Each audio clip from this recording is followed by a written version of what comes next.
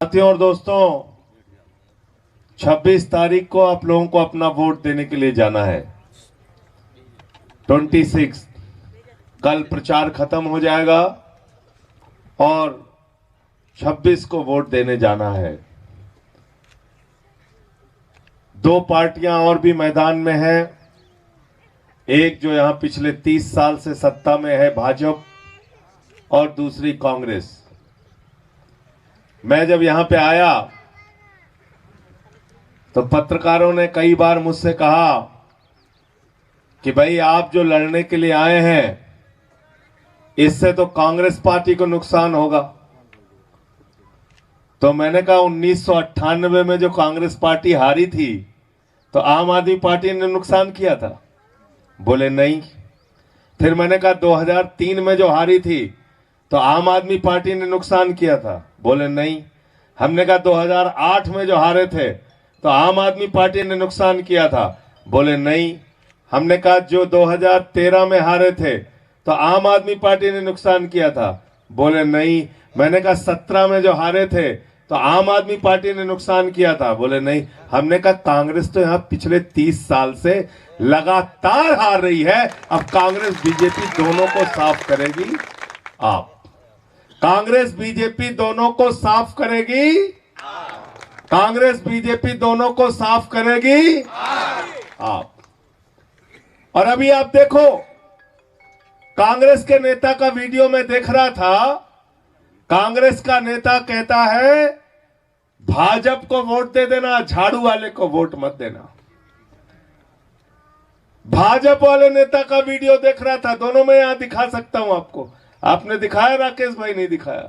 फिर से दिखा देना, सबको पहुंच गया ना। भाजपा वाला नेता कहता है कांग्रेस को वोट दे देना, झाड़ू वालों को वोट मत देना। तो इसका मतलब कांग्रेस और भाजपा दोनों पार्टी को अगर डर लगता है तो झाड़ू वालों से, आम आदमी पार्टी वालों से। क्योंकि अगर ये गुजरात में आ जाए तो फिर स्कूल की बात होगी, अस्पताल की बात होगी, शिक्षा की बात होगी, स्वास्थ्य की बात होगी, सड़कों की बात होगी, विकास की बात होगी, तरक्की की बात होगी, व्यवस्था की बात होगी और गुजरात को आगे बढ़ाने की बात होगी। गरीब आदमी को सबसे पहले पंक्ति में खड़े करने की बात होगी। आदिवासी समाज के लोगों, पिछड़े समाज के लोग हैं, उनको भारतीय जनता पार्टी लगातार दबाने का काम करती है। मैंने पूछा संसद के अंदर, 100 साल हो गए आरएसएस को, आज तक आरएसएस का एक भी प्रमुख दलित, पिछड़ा और आदिवासी क्यों नहीं हुआ? इसका जरा हमको जवाब दो। आज तक कोई आरएसएस वाला, भाजपा वाला जवाब नहीं दिया। मैंने पूछा देश की संसद में बीजेपी वालों से, मैंने पूछा प्रधानमंत्री जी से कि प्रधानमंत्री जी बताओ, जब मंदिर का शिलान्यास हो रहा था, प्रभु श्री राम के मंदिर का शिलान्यास हो रहा था, उस वक्त उत्तर प्रदेश के मुख्यमंत्री योगी आदित्यनाथ जी जाते हैं, उत्तर प्रदेश की राज्यपाल आनंदीबेन पटेल जाती हैं, देश के प्रधानमंत्री नरेंद्र मोदी जाते हैं, तो उनके साथ श्री रामनाथ कोविंद जी जो उस समय राष्ट्रपति थे क्यों नहीं जाते? क्योंकि वो दलित समाज से आते हैं। यह बीजेपी की मानसिकता कि जब मंदिर का उद्घाटन हो रहा था, योगी आदित्यनाथ जाते हैं, उनके साथ आनंदीबेन पटेल जाती हैं, लेकिन जब देश के प्रधानमंत्री जाते हैं तो श्रीमती द्रौपदी मुर्मू जी नहीं जाती, क्योंकि वो आदिवासी समाज से हैं। ये मानसिकता है इनकी।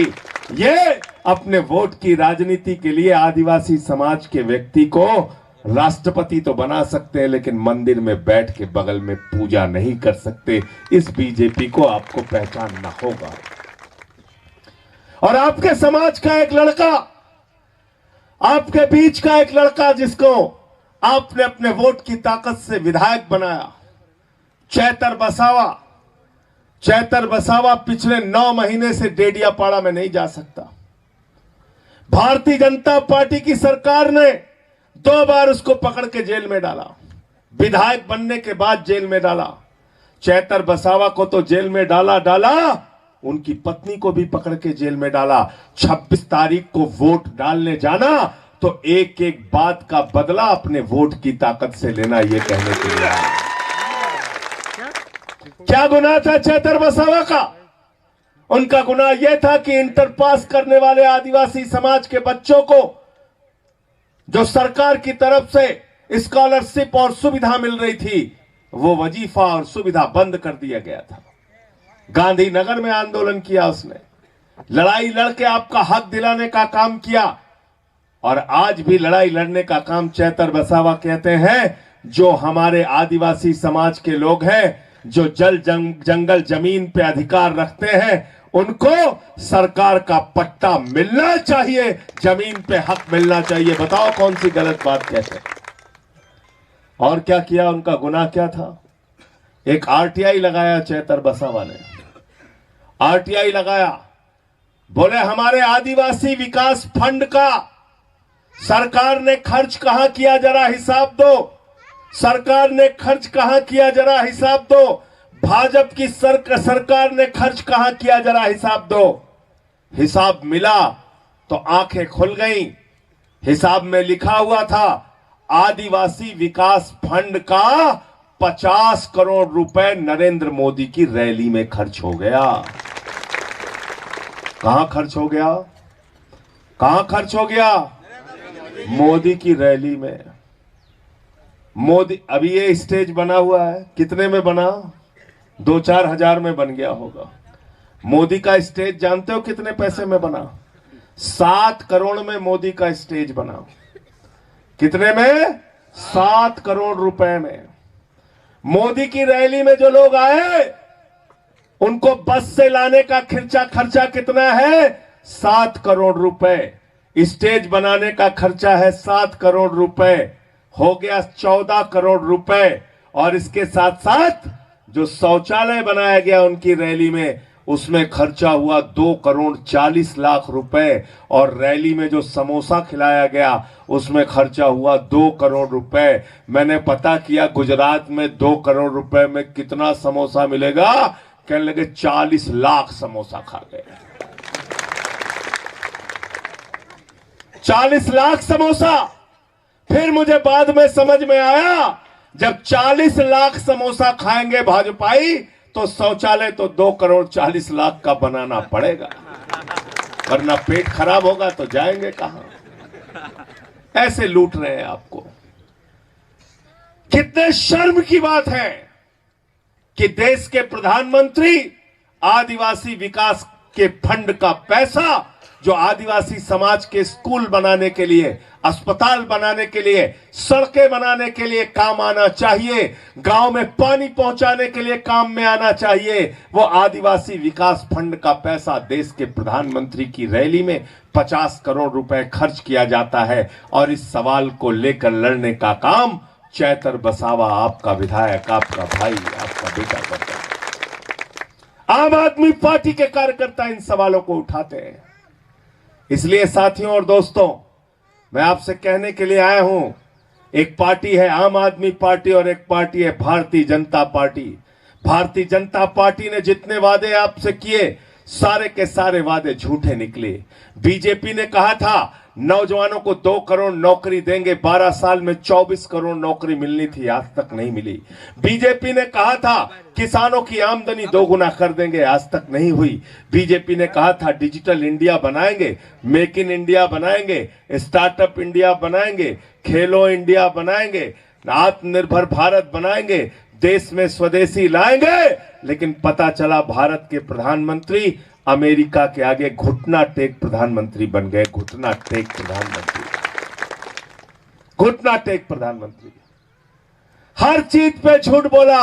सबसे बड़ा तो झूठ बोला, कहने लगे इतना काला धन लाएंगे, इतना काला धन लाएंगे, जहाज में लाद लाद के लाएंगे, इतना काला धन लाएंगे। हर आदमी के खाते में कितना जमा हो जाएगा? 15 लाख। जोर से बोलिए। 15 लाख। सबको याद है, कोई भूला नहीं है। बहन जी, आ गया 15 लाख? नहीं आया। ये हमारी बहनों ने अपने पति से छिपा के 1500 की नोट जो संदूक में रखी थी कि बिटिया की शादी में पैसा काम आएगा, मोदी जी ने कहा माताओं बहनों यही काला धन है, नोटबंदी हो गई, लाइन में लग के जमा कर लो, वो भी खाली करा। इतने झूठे लोग हैं, इसलिए मैंने इनकी पार्टी का नाम बदल के रख दिया है भारतीय जनता पार्टी से भारतीय झूठा पार्टी, झूठ बोलने वालों की पार्टी। और आम आदमी पार्टी कैसे लोगों की पार्टी है? केजरीवाल साहब ने कहा बिजली फ्री देंगे, हमने फ्री दिया। कहा पानी फ्री देंगे, पानी फ्री दिया। शिक्षा फ्री देंगे, अच्छे स्कूल बनाए। अस्पताल फ्री देंगे, मोहल्ला क्लिनिक बनाया, स्वास्थ्य की व्यवस्था की। और माताओं बहनों के लिए बस की यात्रा फ्री करने का काम आम आदमी पार्टी ने किया। और पंजाब के अंदर हमारी सरकार ने 300 यूनिट बिजली फ्री देने का काम किया। दलित समाज की महिलाओं को 1500 रुपए हर महीने देने का काम हमारी सरकार करती है। और साथ ही साथ जो महिलाएं हैं उनके खाते में हर महीने 1000 रुपए जाता है। जो काम 30 साल में भाजपा नहीं कर पाई, हमने 4 साल में पंजाब में करके दिखा दिया। नहरों में 30-30 साल से पानी नहीं आ रहा था, पंजाब के अंदर नहरों में पानी जाता है। सरकारी नौकरियां लोगों को मिल रही है। और इसलिए आपसे हाथ जोड़कर कहने के लिए आया हूं, नफरत के नाम पर न गुजरात बनेगा, न देश बनेगा, न गांव बनेगा। अरे एक परिवार में अगर नफरत रहती है तो परिवार खुशहाल नहीं रह सकता। गांव में नफरत रहती है तो गांव खुशहाल नहीं रह सकता। गुजरात में नफरत होगी तो गुजरात खुशहाल नहीं रह सकता। देश में नफरत रहेगी तो देश खुशहाल नहीं रह सकता। अगर इस देश को खुशहाल रखना चाहते हो, गुजरात को खुशहाल रखना चाहते हो, पूरी दुनिया में गुजरात का नाम करना चाहते हो, तो गांधी के सिद्धांतों पर आगे बढ़ना पड़ेगा। बाबा साहब डॉक्टर भीमराव अंबेडकर जी के सिद्धांतों पर आगे बढ़ना पड़ेगा। बिरसा मुंडा जी की शहादत को याद करके आगे बढ़ना पड़ेगा। और ये वोट की ताकत बहुत मुश्किल से आपको मिली है। ये वोट आपको बाबा साहब ने जो वोट डालने का अधिकार दिया, उसमें कहा राष्ट्रपति के वोट की गिनती भी एक होगी, प्रधानमंत्री के वोट की गिनती भी एक होगी, विधायक और सांसद के वोट की गिनती भी एक होगी, और गांव में रहने वाले गरीब आदमी के वोट की गिनती भी एक होगी। आदिवासी समाज, पिछड़ा समाज, दलित समाज के लोगों की वोट की गिनती भी एक होगी। वोट के मामले में हम सब बराबर हैं, कोई ऊंच नीच नहीं है, सबके वोट की गिनती एक। तो इसलिए आपके आगे आके हाथ जोड़ते हैं। जब चुनाव आता है प्रधानमंत्री जी वहीं के हो जाते हैं। यूपी जाते हैं, कहते हैं यूपी से हमारा बहुत पुराना रिश्ता था। बिहार जाते हैं, कहते हैं बिहार से हमारा रिश्ता था। उड़ीसा जाते हैं, उड़ीसा से पुराना रिश्ता था। अभी बंगाल गए, कहें बंगाल से हमारा पुराना रिश्ता है। भाजपा के लोग दूसरे राज्यों में जाके कहते हैं मांस मछली मत खाओ, मांस मछली मत खाओ, और बंगाल में जाके कहते हैं मछली खाओ, मांस खाओ, मछली खाओ, मांस खाओ। ये है इनकी असलियत। अभी आपने देखा वो अनुराग ठाकुर मछली खा रहा था, कह रहा था मछली के नाम पे वोट दे दो, मछली के नाम पे वोट दे दो। वो मनोज तिवारी भी मछली खा रहा है, मछली के नाम पे वोट दो, मछली के नाम पे वोट दो। वो उनका हेमंत बिश्व शर्मा है, कह रहा है मैं तो 1 किलो मांस खा सकता हूं, 5 किलो मछली खा सकता हूं, मछली के नाम पे वोट दे दो, मांस के नाम पे वोट दे दो। ये कितने बड़े बेईमान हैं, ये कितने बड़े वो बेईमान हैं। अगर इनसे कहा जाए कि उल्टे खड़े होके दौड़ो, उसके नाम पे वोट मिलेगा, ये उल्टे खड़े होके दौड़ने लगेंगे। इसलिए इनसे सावधान रहना, इनसे सावधान रहना। और याद रखना 26 तारीख को वोट देने के लिए जाना तो जैसा अभी हमारे भाई कह रहे थे, इनका सुपड़ा साफ करना है, पूरी तरीके से सुपड़ा साफ। क्या चुनाव निशान है हमारा? जोर से बोलिए, क्या चुनाव निशान है आपका? क्या चुनाव निशान है? अरे झाड़ू बहुत काम की चीज होती है। घर की सफाई करनी हो तो क्या चाहिए? गांव की सफाई करनी हो तो क्या चाहिए? गुजरात की सफाई करनी हो तो क्या चाहिए? और देश की सफाई करनी हो तो क्या चाहिए? और किसी के दिमाग का भूत उतारना हो तो क्या चाहिए? क्या चाहिए? देखा ना, गांव में किसी को भूत सवार हो जाता, 4 लोग उसकी टांग पकड़ के लेके जाते हैं, उठा के ओझा के पास, ओझा उसको मार झाड़ू मार झाड़ू मार झाड़ू उसका दिमाग ठीक कर देता है। तो भाजपा के दिमाग पर सत्ता का जो भूत सवार है, 26 तारीख को झाड़ू मार मार के वो भूत उतारने का काम करना। बहुत बहुत शुक्रिया, बहुत बहुत धन्यवाद।